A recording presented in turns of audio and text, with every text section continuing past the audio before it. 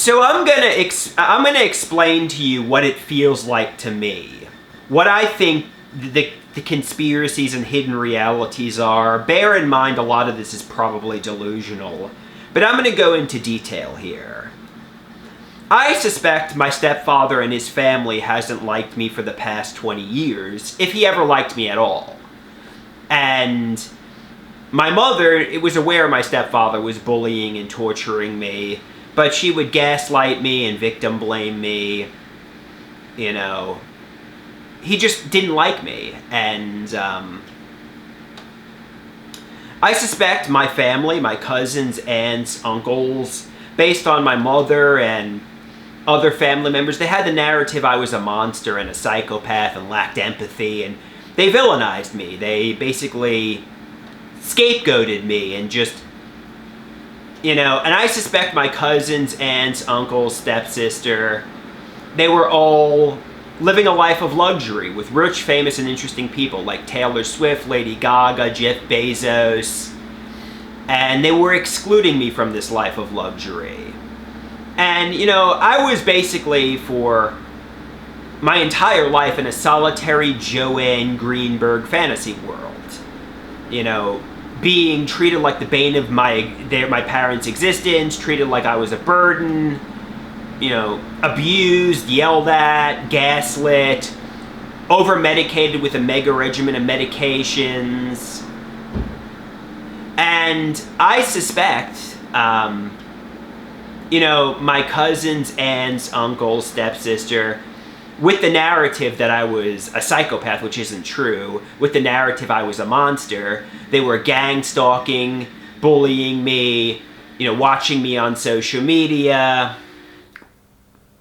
And I suspect, you know, even though I had no friends and I desperately needed friends and mental health recovery and love in my life, I suspect, you know, a lot of what happened, like going to these groups and stuff, was orchestrated by my family and friends and parents, and they conspired into torturing me.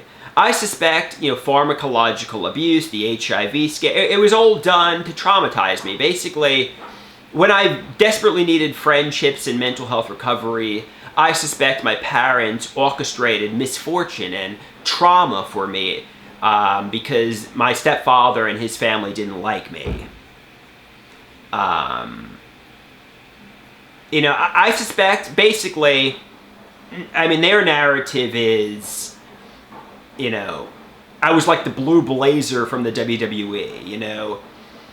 I made a mistake, and, you know, basically they had to crucify Saint Andrew, so to speak, you know, they basically wouldn't forgive me until I was metaphorically dead.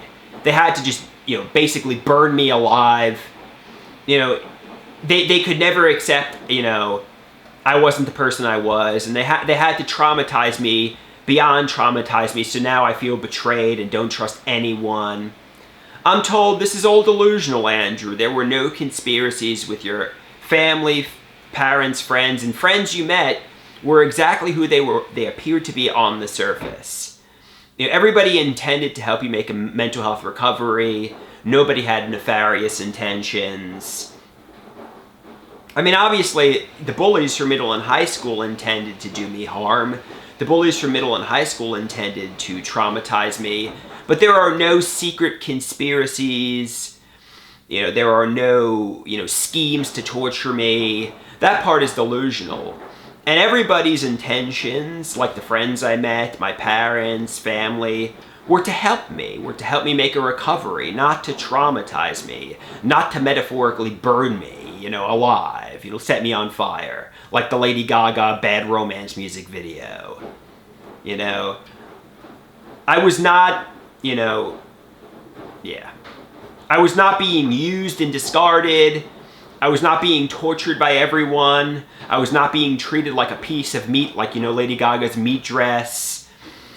You know, I was not, I don't know, yeah, just